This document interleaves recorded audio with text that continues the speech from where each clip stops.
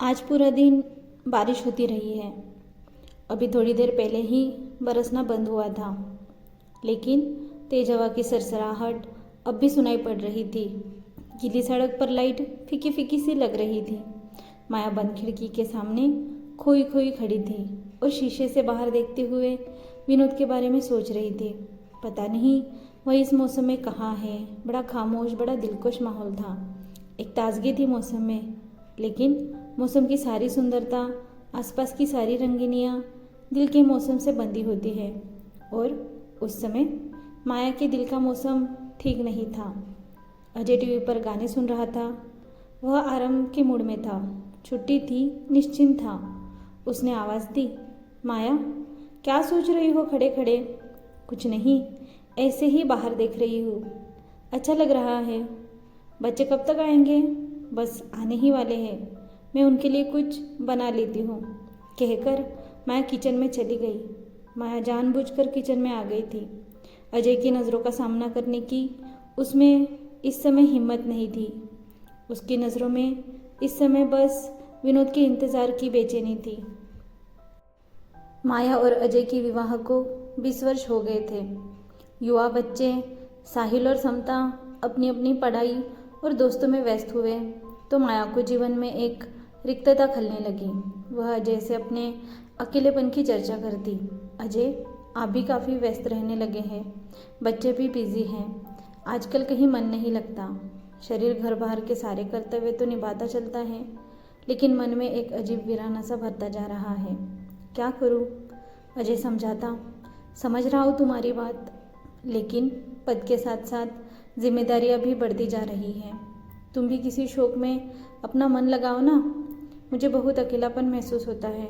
मन करता है कोई मेरी बात सुने, मेरे साथ कुछ समय बिताए। तुम तीनों तो अपनी दुनिया में ही खोए रहते हो। माया, इसमें अकेलेपन की क्या बात है?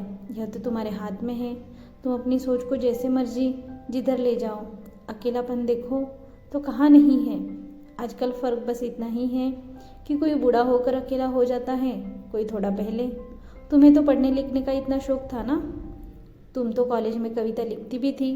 अब समय मिलता है तो कुछ लिखना शुरू करो। मगर माया को अपने अकेलेपन से इतनी आसानी से मुक्त होना मुश्किल लगता। इस बीच अजय ने मेरुत से दिल्ली एमबीए करने आए अपने प्रिय दोस्त के छोटे भाई विनोद को घर आने के लिए कहा। तो माया विनोद से मिलने के बाद खिल उठी। हॉस्टल में रहने का प्रबंध नहीं हो पाया तो विजय ने अजय से फ़ोन पर कहा, यार, उसे कहीं अपने आसपास ही कोई कमरा दिलवा दे। घर में भी सब लोगों की चिंता कम हो जाएगी। अजय के खूबसूरत से घर में पहली मंजिल पर 2 कमरे थे। एक कमरा बच्चों का स्टडी रूम था, दूसरा एक तरह से गेस्ट रूम था। रहते सब नीचे ही थे। जब कुछ समझ नहीं आया तो अजय ने माया से विचार विमर्श किया, क्यों ना विनोद को ऊपर का कमरा दे दे। अकेला ही तो है, दिन भर तो कॉलेज में ही रहेगा। माया को कोई आपत्ति नहीं थी। अंततः अजय ने विजय को अपना विचार बताया और कहा, घर की बात है, खाना भी यही खा लिया करेगा, यही आराम से रह लेगा। विजय ने आभार व्यक्त करते हुए कहा, ठीक है, उसे पेइंग गेस्ट की तरह रख ले। अजय हंसा, क्या बात कर रहा है? जैसे तेरा भाई वैसे मेरा भाई। विनोद अपना बैग ले आया। अपने हंसमुख स्वभाव से जल्दी सबसे हिल मिल गया। माया को अपनी बातों से इतना हंसाता कि माया तो जैसे फिर से जी उठी। नियमित व्यायाम और संतुलित खान पान के कारण माया संतुलित देह दृष्टि की स्वामिनी थी। विनोद उससे कहता, कौन कहेगा अब 2 बच्चों की माँ है, बड़ी बहन लगती है उनकी। विनोद माया के बनाए खाने की, उसके स्वभाव की, उसकी सुंदरता की दिल खोल कर तारीफ करता। और माया अपनी उम्र के 40वें साल में एक नवयुवक से अपनी प्रशंसा सुनकर जैसे उत्साह से भर गई। कई दिनों से अजय अपने पद की बढ़ती जिम्मेदारियों में व्यस्त होता चला गया था।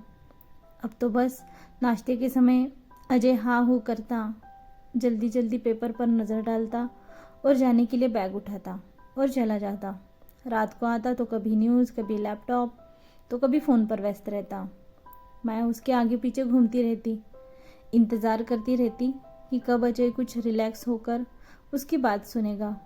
वह अपने मन की कही बातें उसके साथ बांटना चाहती, लेकिन माया को लगता एक चतुर अधिकारी के मुखौटे के पीछे उसका प्रियतम कहीं छिप सा गया है। बच्चों का अपना रूटीन था। वह बच्चों से बात करना भी चाहती तो अक्सर दोनों बच्चों का ध्यान अपने फ़ोन पर रहता। माया उपेक्षित सी उठकर अपने काम में लग जाती और अब अकेले में विनोद के संदर्भ में सोचने लगी। लेकिन कौन, कब, बिना कारण, बिना चेतावनी दिए इंसान के भीतर जगह पा जाता है, इसका आभास उस घटना के बाद ही होता है। माया के साथ भी ऐसा ही हुआ। विनोद आया तो दिन ब दिन अजय और बच्चों की बढ़ती व्यस्तता से मन के खाली कोने को भरने लगा। अजय टूर पर रहता तो विनोद कॉलेज से आते ही कहता, भैया गए हुए हैं, आप बोर हो रही होंगी, आप चाहें तो बाहर घूमने चल सकते हैं, बच्चों को भी ले चलिए। माया कहती, वे तो कोचिंग क्लास में हैं, देर से आएंगे, चलो हम दोनों ही चलते हैं, मैं गाड़ी निकालती हूँ।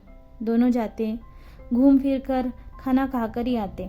माया विनोद को अपना पर्स कहीं निकालने नहीं देती। विनोद उसके जीवन में एक ताज़ा हवा का झोंका बनकर आया था। दोनों की दोस्ती का दायरा बढ़ता गया। वह अकेलेपन की खाई से निकलकर नई दोस्ती की अनुभूति के सागर में गोते लगाने लगी।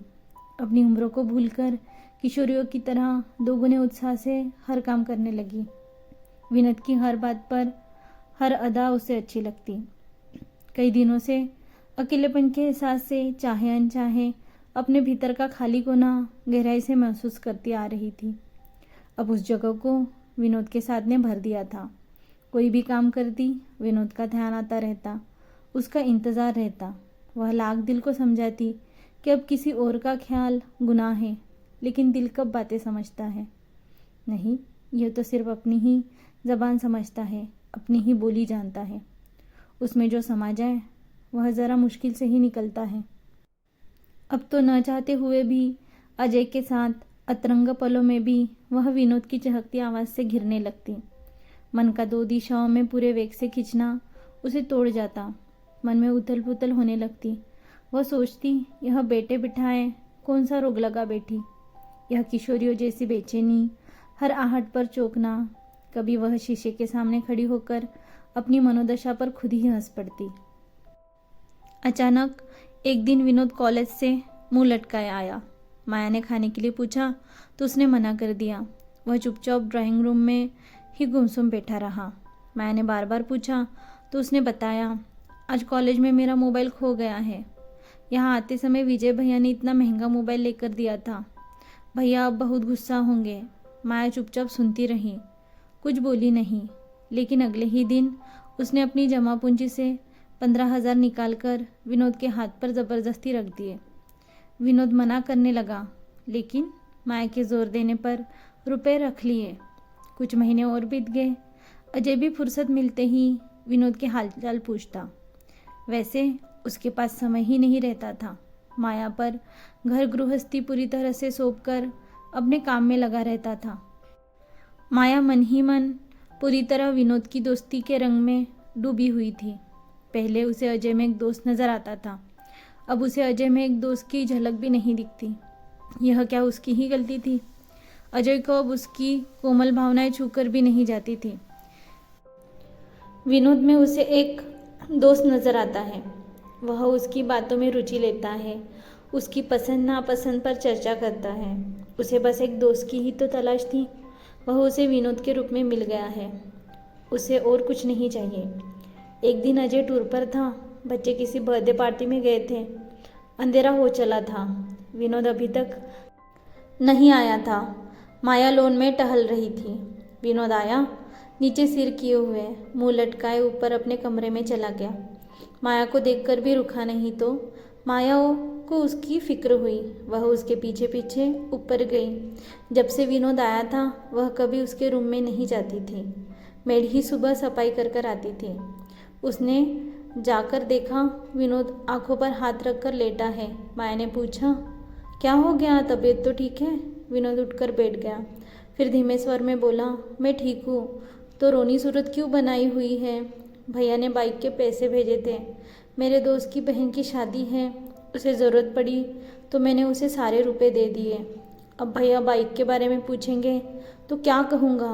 कुछ समझ नहीं आ रहा है। बोलिए, अब क्या करोगे? क्या कर सकता हो? भैया को तो यही लगेगा कि मैं यहाँ आवारागर्दी कर रहा हूँ। वे तो यही कहेंगे कि सब छोड़कर वापस आ जाओ, यही पढ़ो।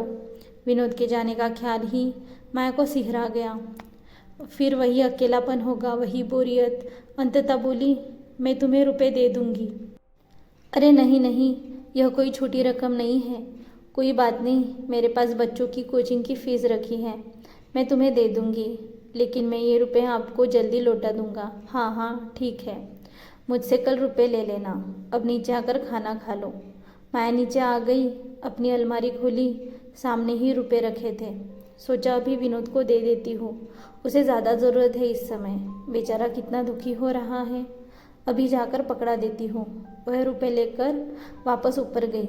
विनोद के कमरे के दरवाजे के बाहर ही उसके कदम ठिठक गए। वह फ़ोन पर किसी से धीरे धीरे बात कर रहा था।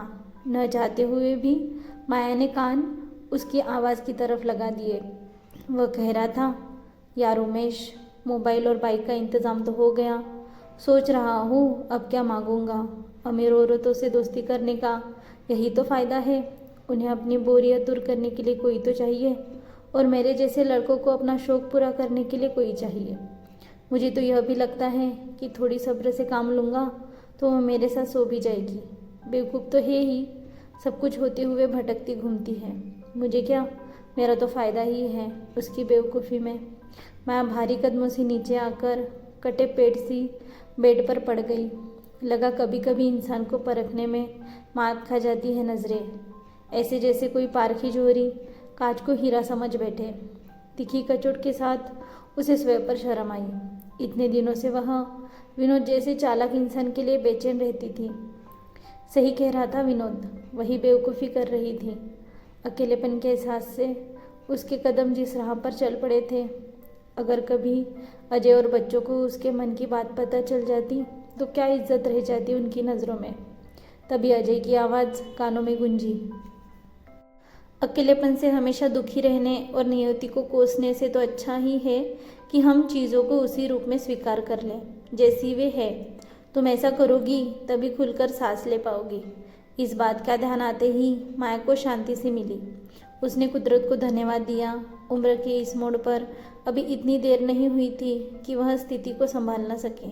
वह कल ही विनोद को यहाँ से जाने के लिए कह देगी और यह भी बता देगी वह इतनी बेवकूफ़ नहीं कि अपने पति की कमाई दूसरों की भावनाओं से खेलने वाले लड़कों पर लुटा दे। वह अपने जीवन की पुस्तक के इस दुखद अध्याय को सदा के लिए बंद कर रही है ताकि वह अपने जीवन की नई शुरुआत कर सके। कुछ सार्थक करते हुए जीवन का शुभारंभ करने का प्रयत्न तो वह कर ही सकती है। अब वह नहीं भटकेगी।